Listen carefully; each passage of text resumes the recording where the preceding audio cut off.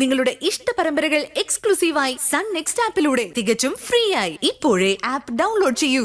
എന്നും പറയാൻ പാടില്ലടാ അമ്മേ. അത് വെറും സ്വപ്നമല്ല അമ്മേ. അത് സ്വപ്നമായിരുന്നാലും സത്യമായിരുന്നാലും മതി മതി എന്ന് പറയുന്നവർക്കൊന്നും കിട്ടില്ല.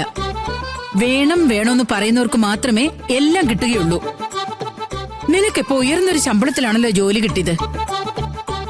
ഈ ശമ്പളം കൊണ്ട് വേണം നിന്റെ ചേച്ചിക്ക് ഉടനെ ഒരു കല്യാണം നടത്താനായിട്ട്. നിന്റെ അനിയത്തിയുടെ അനിയന്റെയും പഠിത്തം നന്നായി നടക്കണം. ഈ വീടൊന്ന് പുതുക്കി പണിയണം. ഇനി എന്തെല്ലാം കാര്യങ്ങൾ വേറെയുണ്ട്.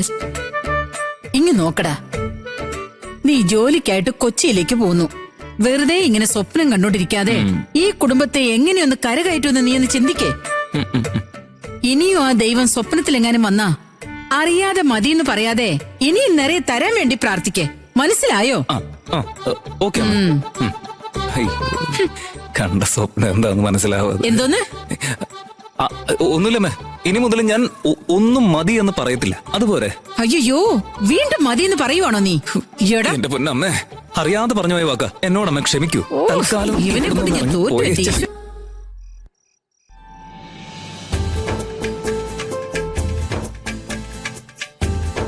ഏയ്, എന്റെ മനസ്സ് കീഴടക്കിയ പിശാചേ. ആ, ചുമ്മാ സ്നേഹത്തെ പറഞ്ഞതാ. നിന്നെ കെട്ടിപ്പിടിച്ച് സ്വപ്നൊക്കെ കണ്ടു ഞാൻ. ഇതൊക്കെ യഥാർത്ഥത്തിൽ നടക്കോ ഇല്ലയോന്ന് അറിയില്ല എനിക്ക്. നമുക്ക് നോക്കാം എന്താ സംഭവിക്കാന്ന്. അയ്യോ,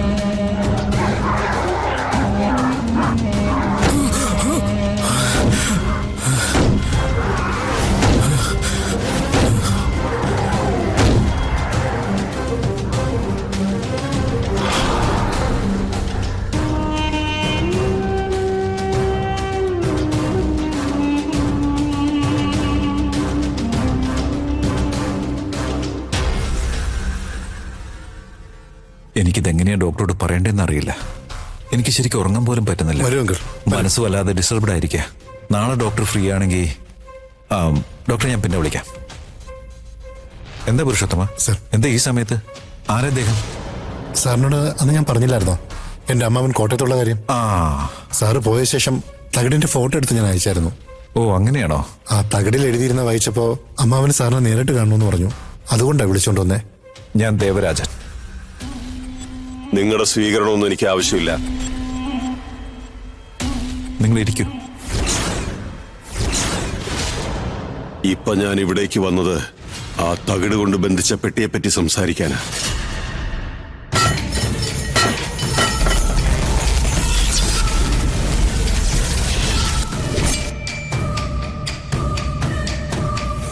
തെറ്റാ നിങ്ങൾ ചെയ്തത്. ഒരിക്കലും ചെയ്യാൻ പാടില്ലാത്ത അതിഭയങ്കര തെറ്റാ നിങ്ങൾ ചെയ്തത്. അല്ല, ആ പെട്ടിക്കുള്ള എന്തായിരുന്നു? ആത്മാവ്.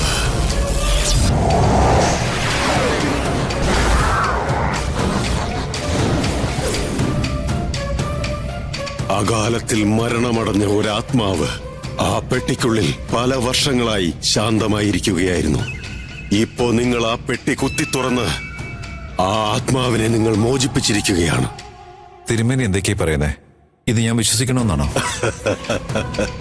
വിശ്വാസത്തിനും അപ്പുറത്തുള്ള പല കാര്യങ്ങളും ഇവിടെയുണ്ട്. അതിൽ അമാനുഷികമായ ചിലതുമുണ്ട്.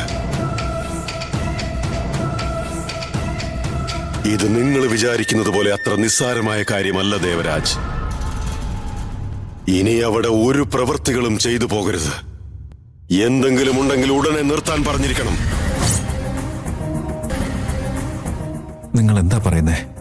നിങ്ങളുടെ നന്മയ്ക്ക് വേണ്ടിയാ പറയുന്നത്. ഇനിയും ആ സ്ഥലത്ത് നിങ്ങളുടെ പ്രവൃത്തി തുടർന്നാൽ മാരകമായ ഭവിഷ്യത്തുകൾ വന്നുകൊണ്ടേയിരിക്കും. അതുകൊണ്ട് എത്രയും പെട്ടെന്ന് അവിടെ ഒരു വിഗ്രഹം സ്ഥാപിച്ച് ഒരു ക്ഷേത്രം പണിയുക. അതുമാത്രമാണ് നിങ്ങൾ ചെയ്ത തെറ്റിൽ നിന്നും നിങ്ങൾക്ക് രക്ഷപ്പെടാനുള്ള ഒരേ ഒരു വഴി. ഞാൻ പറയാനുള്ളത് പറഞ്ഞു. എന്നാ ഞാൻ ഇറങ്ങട്ടെ. സർ, ഞാനും പുറപ്പെടുക. പുരുഷോത്തമൻ, സർ, അയാൾ പറഞ്ഞ കാര്യങ്ങൾ താൻ വിശ്വസിക്കുന്നുണ്ടോ? അങ്കിള് പറയുന്നത് വെച്ച് നോക്കിയാ എനിക്കും പേടിയുണ്ട് സർ. എനിക്കും അങ്ങനെ തന്നെ തോന്നുന്നേ. പക്ഷേ പല കോടികൾ മുതൽ മുടക്കുള്ള ബിസിനസ്സാ. ഇപ്പൊ തന്നെ ഞാൻ ഒരുപാട് ഇൻവെസ്റ്റ് ചെയ്താ ഇത് ആരംഭിച്ചത്.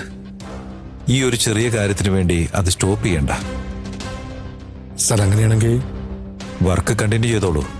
എന്തെങ്കിലും പ്രശ്നം ഉണ്ടായാ നമുക്ക് അപ്പം നോക്കാം. കഴിയുന്നിടത്തോളം നമുക്ക് മുന്നോട്ട് പോകാം. ഇനി എന്തെങ്കിലും തടസ്സം വരികയാണെങ്കിൽ അപ്പൊ അതിന് പരിഹാരവും ചെയ്യാം. ഓക്കെ സർ, ഞാൻ വരട്ടെ.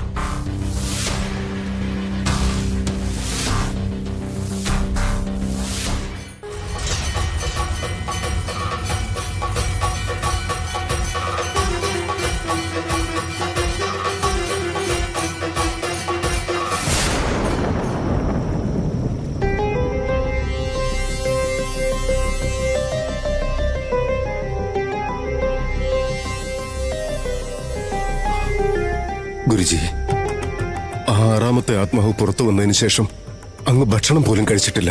ഈ പാലും പഴവുമെങ്കിലും കഴിച്ചാലും. എന്തെങ്കിലും ഭക്ഷണം കഴിക്കും.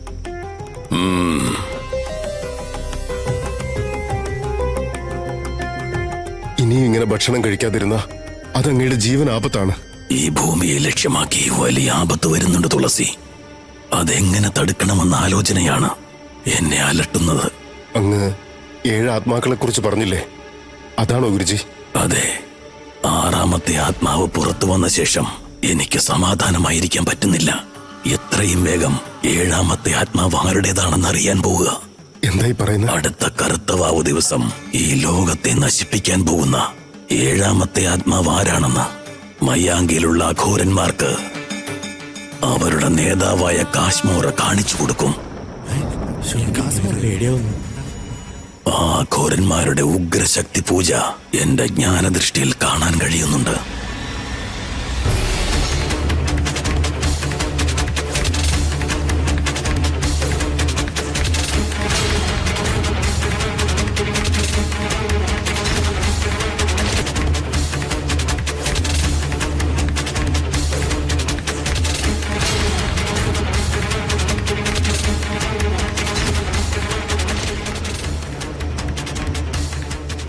അവരവസാനത്തെ ആത്മാവ് നേടിക്കഴിഞ്ഞാൽ ഇവിടെ പിന്നെ സർവനാശമാണ്.